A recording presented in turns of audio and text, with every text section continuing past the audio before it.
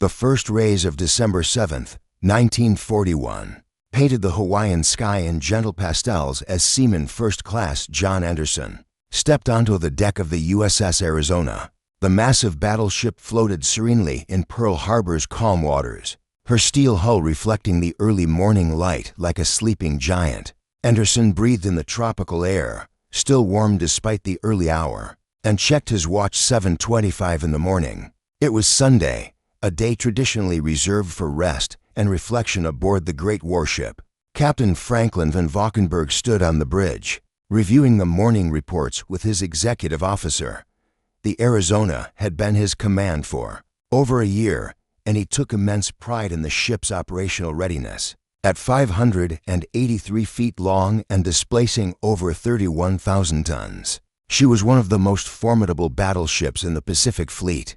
Her 12 14-inch guns could deliver devastating firepower to any enemy foolish enough to challenge American naval supremacy across the harbor. Similar scenes played out on 7 other battleships moored along Battleship Row.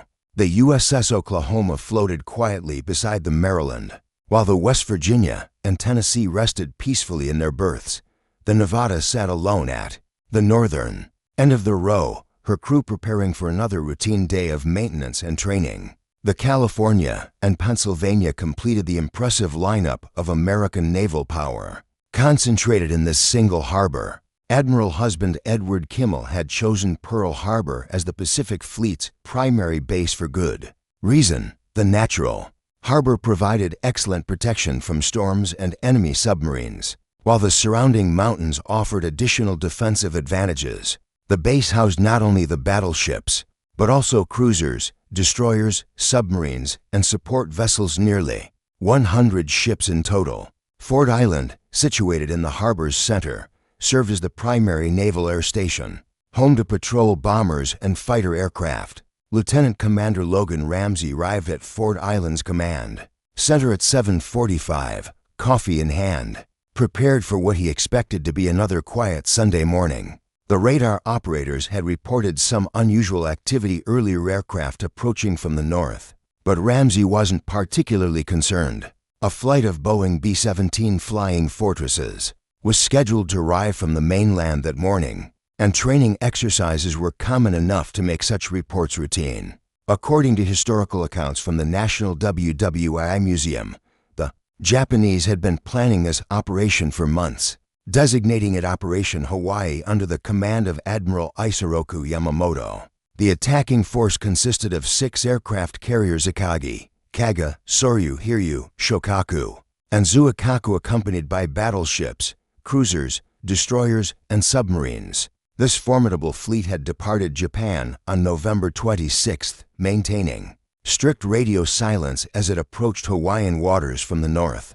The Japanese strategy was elegantly simple yet devastatingly effective: destroy the American Pacific Fleet before it could respond to Japan's planned expansion throughout Southeast Asia and the Pacific. By eliminating America's naval power in a single, coordinated strike, Japan hoped to secure at least 6 months of unopposed conquest, while the United States rebuilt its shattered fleet.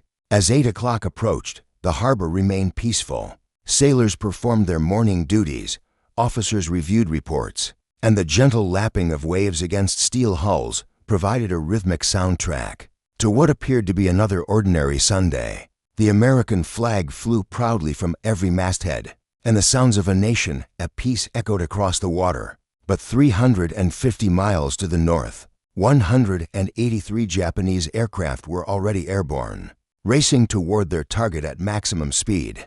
Led by Commander Mitsuo Fukuda, the first wave of attackers included 49 Nakajima Kate bombers, armed with 16-inch naval artillery shells converted into armor-piercing bombs, 40 Kate torpedo bombers, 51 Aichi Valdive bombers, and 43 Mitsubishi Zero fighters. The peaceful morning was about to transform into one of the most shocking military disasters in American history. At exactly 7:55 a.m., the tranquil Sunday morning shattered like glass. Commander Mitsuo Fukuda, leading the first wave of Japanese aircraft, gazed down at Pearl Harbor spread below him like a detailed map. The sight exceeded his most optimistic expectations. 8 magnificent American battleships lined up along Battleship Row like sitting ducks, with dozens of other vessels scattered throughout the harbor. "Tora, Tora, Tora," Fukuda radioed back to the Japanese fleet. The prearranged code word confirming complete surprise had been achieved. The message, meaning Tiger, Tiger, Tiger, informed Admiral Chuichi Nagumo that the attack was proceeding exactly as planned. No American fighters rose to meet them, no anti-aircraft fire filled the sky, and no alarm bells disrupted the peaceful harbor scene. Seaman Anderson, still enjoying his coffee on the Arizona's deck, heard the first aircraft engines and looked up curiously. The planes seemed unusually low, and something about their configuration struck him as odd. Then he saw the rising sun painted on the wings, and his blood turned to ice. "Those aren't our planes," he shouted. But his warning was lost in the sudden roar of diving aircraft and the whistle of falling bombs. The first bombs struck Ford Island's Naval Air Station at exactly 7:55. Lieutenant Commander Ramsey watched in stunned disbelief as explosions erupted across the airfield, destroying American aircraft before they could even start their engines. "Air raid Pearl Harbor. This is not a drill," he broadcast over the base radio, his voice cutting through the morning calm with terrifying urgency. Aboard the USS Oklahoma, Captain Howard Bode was shaving when the first torpedo struck his ship's port side. The massive explosion threw him against the bulkhead, and within minutes, 2 more torpedoes tore into the Oklahoma's hull. The battleship began listing heavily to port as thousands of tons of seawater flooded her compartments. Bode struggled to reach the bridge as his ship slowly rolled over, trapping hundreds of sailors below decks. The USS West Virginia, moored outboard of the Tennessee, became another primary target for the Japanese torpedo bombers. Captain Mervyn Benyon stood on his bridge, shouting orders as his ship absorbed hit after hit.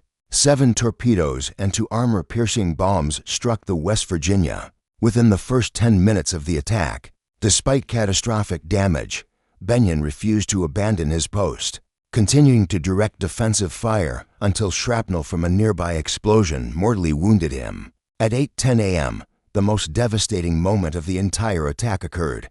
A modified 16-inch armor-piercing bomb, dropped from a Kate bomber at high altitude, penetrated the Arizona's forward deck and detonated in her ammunition magazine. The explosion was so massive that it lifted the entire forward section of the battleship out of the water before slamming it back down in a twisted wreck of steel and fire. The Arizona's destruction was witnessed by thousands of sailors throughout the harbor. A column of black smoke rose over 1,000 feet into the air, visible from every corner of Pearl Harbor. Of the Arizona's crew of 1,512 men, 1,177 perished in that single, catastrophic explosion, nearly half of all American deaths that day. Seaman Anderson found himself thrown into the harbor by the blast, his clothes singed and his ears ringing from the explosion. Swimming through oil-covered water, he watched in horror as his ship, his home for the past 2 years, burned and settled by the bow. Sailors screamed for help all around him, some badly burned, others wounded by flying debris. As detailed in historical records from the U.S. Navy's official documentation, the Japanese attack was meticulously planned and executed with devastating precision. The torpedo bombers had been specifically modified to operate in Pearl Harbor's shallow waters, with wooden fins attached to their aerial torpedoes to prevent them from diving too deep into the harbor's 40-foot depths. Captain Van Valkenburg, despite being mortally wounded in the Arizona's explosion, continued attempting to direct his crew's response until the end. His body was never recovered, and he was posthumously awarded the Medal of Honor for his heroic actions. During the ship's final moments, the USS Nevada, moored alone at the northern end of Battleship Row, became the only battleship to get underway. During the attack, despite taking a torpedo hit early in the battle, her crew managed to raise steam and begin moving toward the harbor entrance. However, Japanese dive bombers immediately concentrated on her, hoping to sink the Nevada in the narrow channel and trap the entire Pacific Fleet in the harbor. As the Nevada limped toward the harbor mouth, her decks ablaze and her hull punctured by torpedo damage. Chief Boatswain Edwin Hill made a decision that would define heroism for generations to come. Realizing that enemy dive bombers were concentrating their attacks on his ship, hoping to sink her in the narrow channel and trap the entire fleet, Hill ordered the Nevada to ground herself on Hospital Point rather than risk blocking Pearl Harbor's entrance.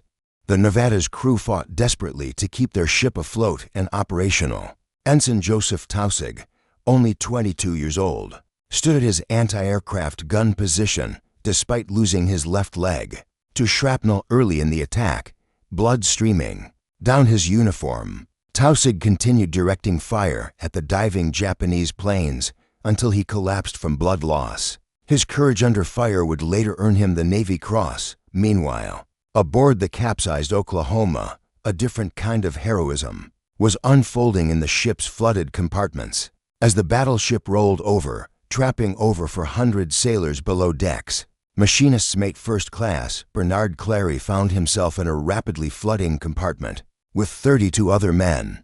The space was pitch black, filled with rising water and the groans of stressed steel. Clary kept his men calm, organized their escape efforts, and helped lead 31 of them to safety through a small porthole of feet that required them to swim underwater. Through the ship's twisted wreckage, the USS Arizona continued to burn throughout the morning, her ammunition stores exploding periodically and sending shockwaves across the harbor. Lieutenant Commander Samuel Fuqua, the ship's damage control officer, organized rescue efforts despite being wounded himself, working in the face of continuing explosions and intense heat.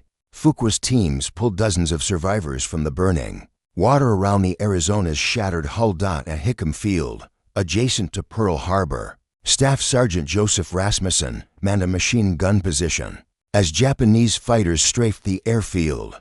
Despite having no cover and facing overwhelming odds, Rasmussen continued firing at the attacking aircraft until enemy bullets cut him down. His sustained resistance allowed several American pilots to reach their planes and eventually take off. To engage the enemy, the second wave of Japanese attackers arrived at 8:54. Led by Lieutenant Commander Shigekazu Shimazaki. This group consisted of 54 Kate-level bombers, 78 Valdive bombers, and 36 Zero fighters. Their primary targets were the ships that had survived the first assault, as well as the harbor's fuel storage facilities and repair installations. Dr. John Moorhead, the base's senior medical officer, transformed every available building into an emergency hospital, working without rest. Medical personnel treated over 1,000 casualties throughout the day. Navy nurses, including Chief Nurse Grace Hopper, not to be confused with the computer pioneer, worked under constant threat of renewed attack, treating burns, shrapnel wounds, and traumatic injuries with whatever medical supplies they could find. According to historical accounts documented by the National Archives, many acts of heroism went unrecorded in the chaos of battle. Sailors like Mess Attendant Doris Miller, an African-American cook aboard the West Virginia, found themselves thrust into combat roles despite having no formal weapons training. Miller helped carry wounded sailors to safety, then manned a .50 caliber machine gun, a weapon he had never been trained to use, and continued firing at enemy aircraft until ordered to abandon ship. Captain Mervyn Benyon of the West Virginia, despite being mortally wounded by shrapnel, refused to leave his bridge. As his ship settled into the harbor mud, Benyon continued issuing orders and encouraging his crew. When Mess Attendant Miller attempted to move the wounded captain to safety, Benyon waved him off, insisting that other sailors needed help more than he did. Benyon died at his post, posthumously receiving the Medal of Honor. The harbor itself became a maze of burning oil, floating debris, and desperate rescue attempts. Small boats crisscrossed the water, pulling survivors from the oil-slicked surface. The harbor's water temperature, typically comfortable for swimming, became a hellish mixture of fuel oil, burning gasoline, and floating wreckage that could trap or kill anyone who entered it. Fire Department Captain John Carrera organized civilian firefighting efforts despite the continuing air raid. His crews battled massive fuel fires, rescued trapped personnel, and prevented the spread of flames to ammunition storage areas. that could have caused even greater destruction. Working without regard for personal safety, these civilian heroes prevented what could have been an even more catastrophic disaster. As the morning wore on, individual acts of courage multiplied throughout the base. Radio operators stayed at their posts, broadcasting warnings and coordinating defensive efforts. Mechanics worked frantically to repair damaged aircraft. Medical corpsmen ran through enemy fire to reach wounded sailors. In the face of overwhelming surprise and devastating losses, the American spirit of resistance began to emerge from the smoke and flames of Pearl Harbor. By 9:30 a.m., the second wave of Japanese attackers was wreaking havoc on targets that had survived the initial assault.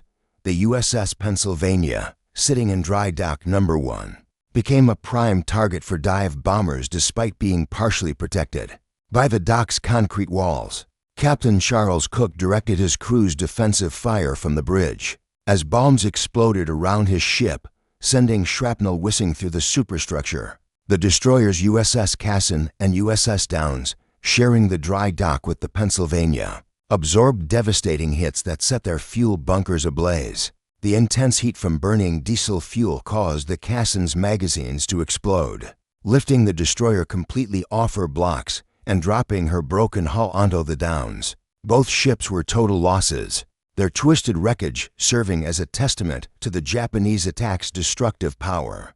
Harbor tugboat Captain Harold Pullen exhibited extraordinary courage throughout the morning, maneuvering his small vessel through burning oil slicks and floating debris to rescue survivors. Despite his tugboat being completely unarmored and defenseless against air attack, Pullen made repeated trips into the most dangerous areas of the harbor. His crew pulled over 30 sailors from the water, many of them badly burned and barely conscious. At the submarine base, Lieutenant Commander Lawrence Ruff faced a unique challenge. Several submarines were moored pierside, presenting tempting targets for Japanese dive bombers. Ruff organized his crews to submerge the submarines at their moorings, a dangerous procedure that could trap crews underwater if anything went wrong. Despite the risks, his quick thinking saved several submarines from destruction, preserving crucial assets for future operations.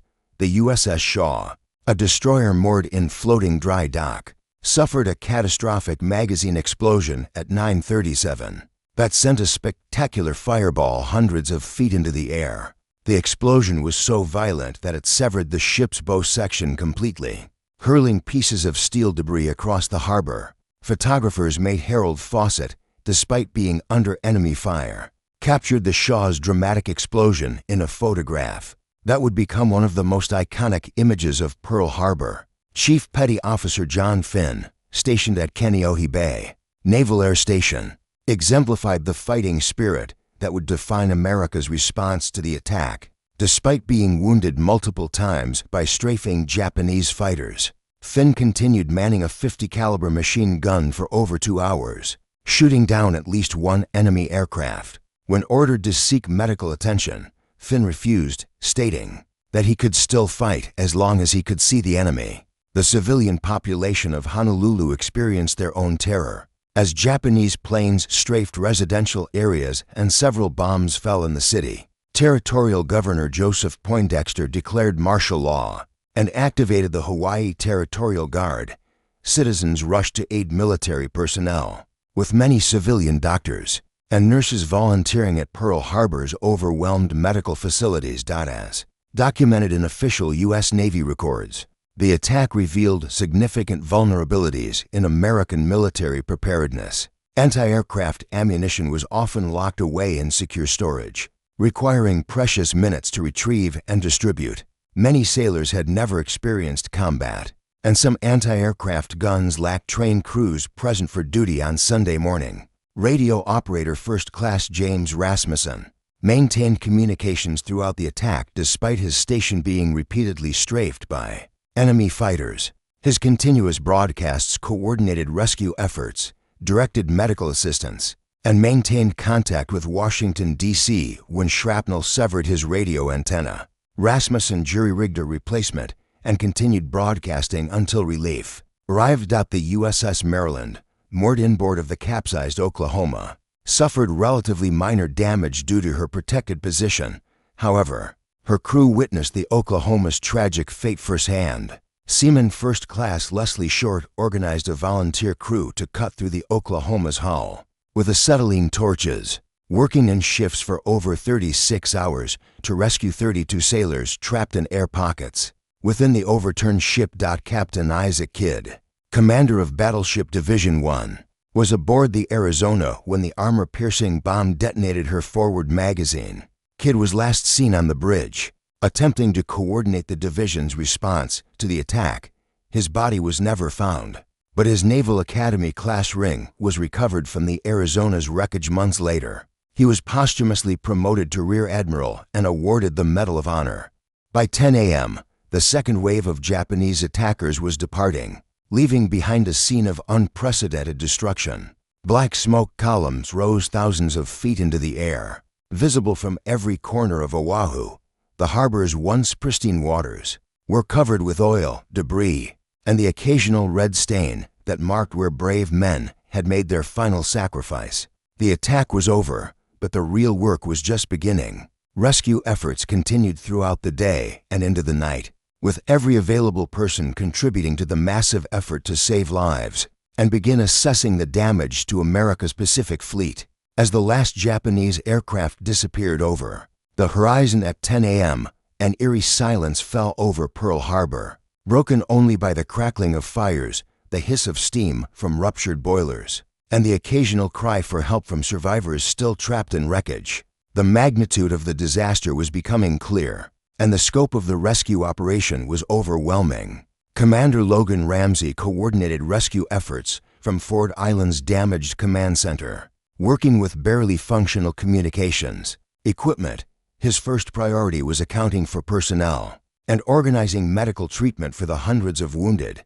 Every available building, gymnasiums, mess halls, administrative offices was converted into emergency medical facilities. Volunteer nurses, many of them military wives with no formal medical training, worked alongside Navy corpsmen to treat burns, shrapnel wounds, and traumatic injuries. Captain Homer Wallen, the base's maintenance officer, began the monumental task of damage assessment, walking through the harbor in a small boat. He surveyed the destruction with growing amazement at the attackers' precision. The Arizona was a total loss, her forward magazines still burning, and her hull settled deep in the harbor mud. The Oklahoma had completely capsized, her bottom visible above the water line like a beached whale. The West Virginia had settled upright, but was clearly beyond immediate repair. However, Wallen's trained eye also spotted reasons for hope. The Pennsylvania, despite bomb damage, remained structurally sound. The Maryland and Tennessee, protected by adjacent ships, had suffered only minor damage. Most importantly, Pearl Harbor's massive fuel storage tanks containing millions of gallons of oil crucial to Pacific Fleet operations remained untouched. The Japanese had focused their attack on ships rather than infrastructure, a decision that would prove strategically significant. Lieutenant Ruth Erickson, a Navy nurse, worked tirelessly in the base hospital, which was quickly overwhelmed with casualties. She later recalled treating a young sailor whose burns were so severe that she couldn't determine his identity. Despite her professional training, Erickson found herself emotionally shaken by the sheer number of critically wounded men arriving at her station. Her steady hands and calm demeanor helped save dozens of lives that day. The rescue efforts at the capsized Oklahoma represented one of the most dramatic salvage operations in naval history. Chief Machinist Julio de Castro led teams armed with cutting torches, working around the clock to reach sailors trapped in air pockets within the overturned hull. The sound of tapping from inside the ship guided rescue workers to specific locations, and over the next 2 days, 32 men were pulled alive from what had seemed certain death. News of the attack spread across the United States with unprecedented speed. Radio networks interrupted regular programming with bulletins, and newspaper extras hit the streets within hours. The initial reports were confused and often contradictory. Some claimed the entire Pacific Fleet had been destroyed, while others, SUGGESTED Japanese invasion forces were landing on Hawaiian beaches. President Franklin Delano Roosevelt received the first reports at the White House. At approximately 1:30 p.m. Eastern Time, Secretary of the Navy Frank Knox telephoned with the stunning news, "Mr. President, it appears the Japanese have attacked Pearl Harbor and inflicted severe damage on the Pacific Fleet." Roosevelt's initial reaction was disbelief, but as confirmed reports arrived, he began preparing for what he knew would be a momentous address to Congress. According to historical documentation from the Roosevelt Presidential Library, the president spent the evening of December 7th working on his speech to Congress, consulting with congressional leaders and cabinet members. The phrase "a date which will live in infamy" was added to his draft during this session. Though Roosevelt initially wrote "a date which will live in world history," Admiral Husband Kimmel, commander of the Pacific Fleet, faced the devastating reality that his command had suffered the worst naval defeat in American history. Standing on the dock, surveying the burning remains of his battleships, Kimmel reportedly said to his staff, "I knew this was going to be a bad day, but I never imagined it would be this bad." Within days, he would be relieved of command and face a congressional investigation. The attack's psychological impact on the American people was immediate and profound. The United States had not experienced a direct military attack on its territory since the War of 1812, and the shock of Pearl Harbor galvanized public opinion in ways that political leaders had been unable to achieve. Isolationist sentiment, which had dominated American politics throughout the late 1930s, evaporated almost overnight. Young men across the nation began lining up at military recruitment offices before they even opened. On December 8th, Bob Feller, the Cleveland Indians' star pitcher, enlisted in the Navy immediately after hearing the news. Jimmy Stewart, Clark Gable, and dozens of other Hollywood stars would follow suit in the coming weeks. The attack transformed America from a reluctant neutral observer into a fully committed participant. In World War II, the human cost was staggering: 2,403 Americans dead, with nearly half of those casualties from the Arizona alone. An additional 1,178 were wounded. The Japanese lost only 29 aircraft and 5 midget submarines, with fewer than 100 casualties total.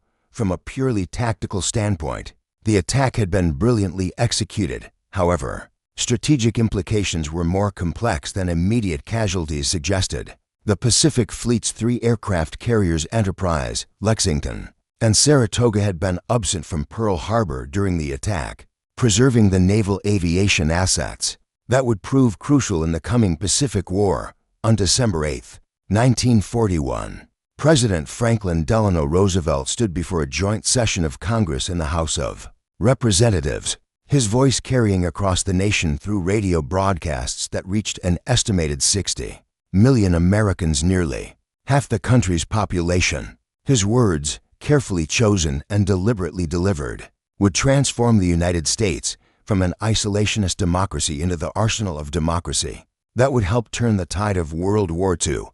Yesterday, December 7, 1941, a date which will live in infamy. The United States of America was suddenly and deliberately attacked by naval and air forces of the Empire of Japan. Roosevelt began, his distinctive voice carrying the weight of history.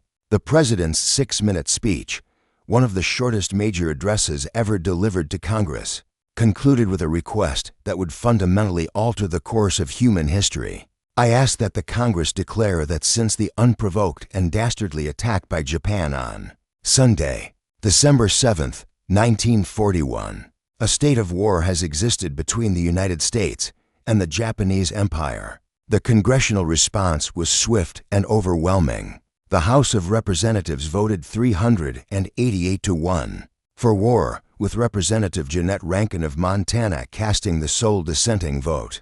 The Senate vote was unanimous, 82 to 0. Within hours of the attack that had shocked America into war, the nation was officially committed to a conflict that would span the globe and last nearly for years.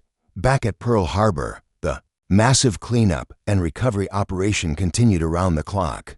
Captain Wallen's salvage teams worked with unprecedented urgency to refloat damaged ships and assess what could be repaired.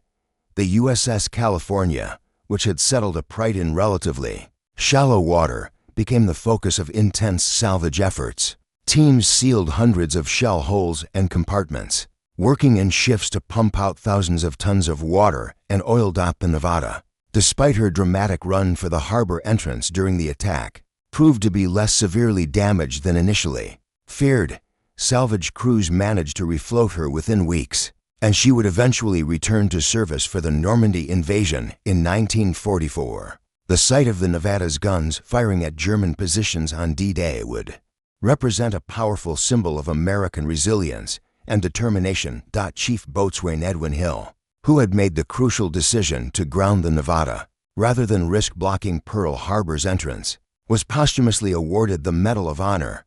His widow, Margaret Hill, received the decoration from President Roosevelt in a White House ceremony that brought national attention to the individual acts of heroism that had emerged from the disaster. The investigation into the Pearl Harbor attack began immediately, with multiple congressional committees, military boards, and official inquiries examining every aspect of the disaster. Admiral Kimmel and General Walter Short, the Army commander responsible for defending Oahu, were both relieved of duty and faced intense scrutiny. The question of whether they had received adequate warning and whether they had taken appropriate defensive measures would be debated for decades.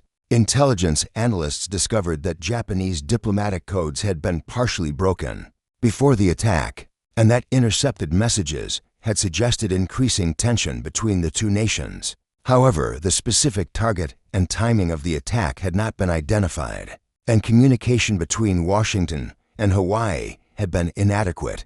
The phrase communication breakdown would become a recurring theme in subsequent investigations. As documented in official military records, the attack revealed significant flaws in American military preparedness that extended far beyond Pearl Harbor. Anti-aircraft defenses throughout the Pacific were inadequate. Radar systems were primitive and poorly coordinated, and the doctrine of concentrating the fleet in a single location proved vulnerable to surprise attack.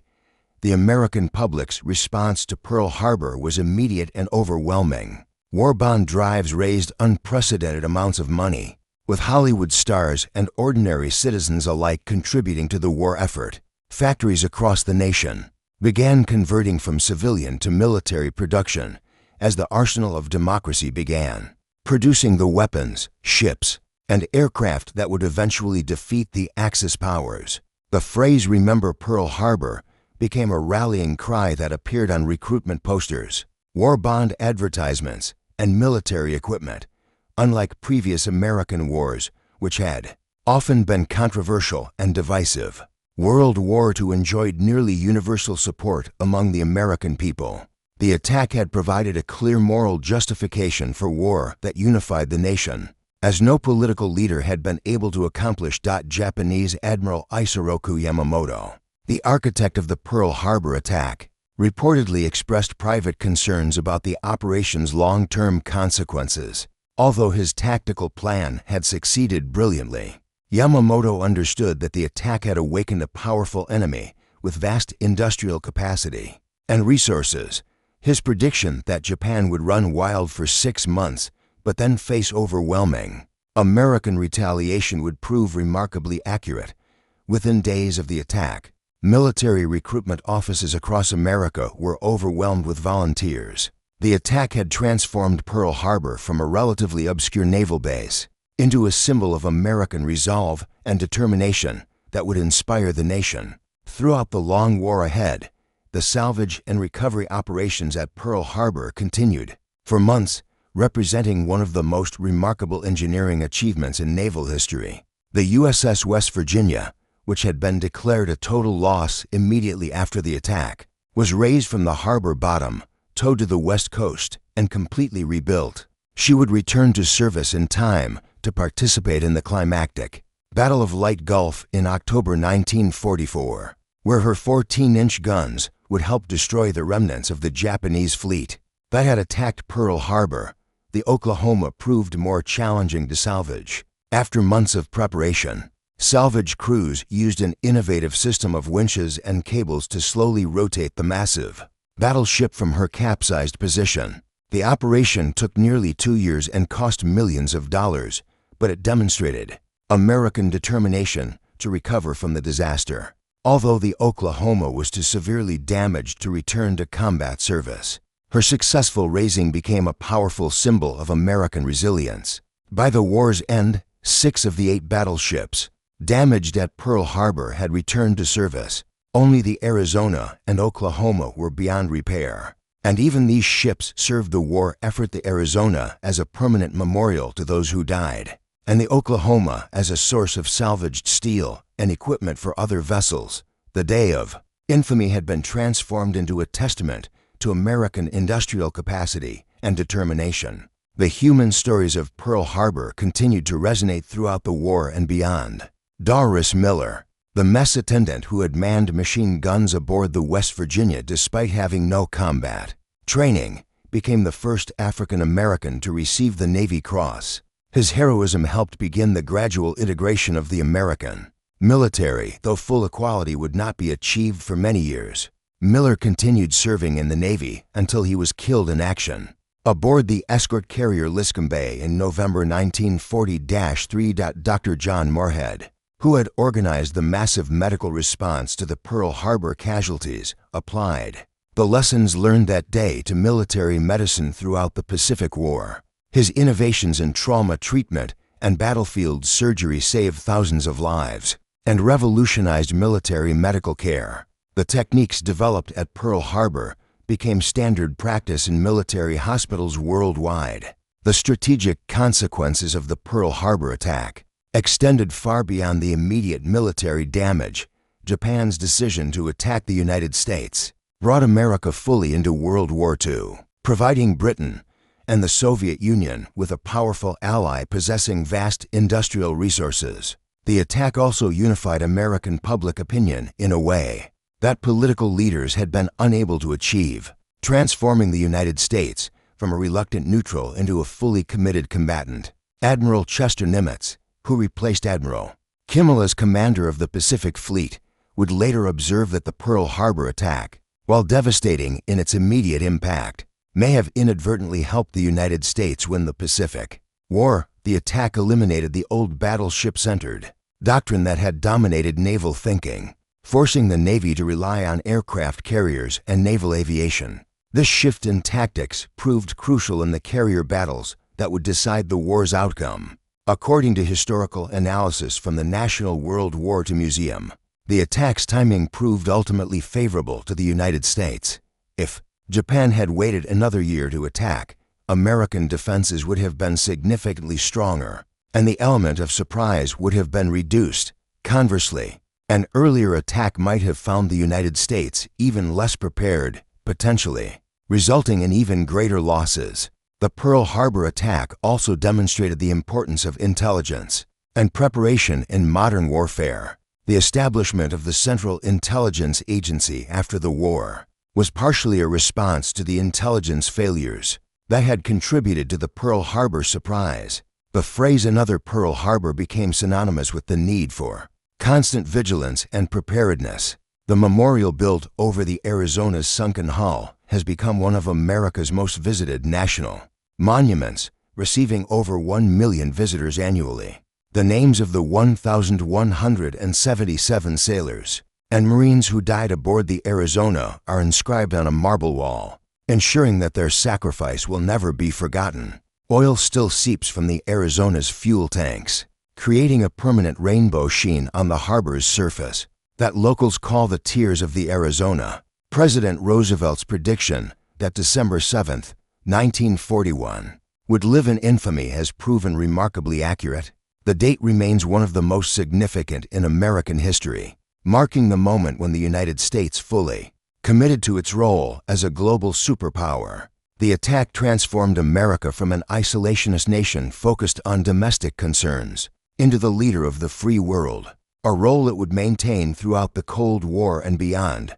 The phrase "Remember Pearl Harbor" became more than a wartime slogan. It became a permanent reminder of the price of unpreparedness and the importance of vigilance in defending freedom. The sailors and soldiers who died that Sunday morning in paradise became symbols of American sacrifice, and determination. Their memory inspiring subsequent generations of Americans who would face their own moments of crisis and challenge. The attack on Pearl Harbor changed not just a nation, but the entire course of world history, proving that a single morning can indeed transform the world forever.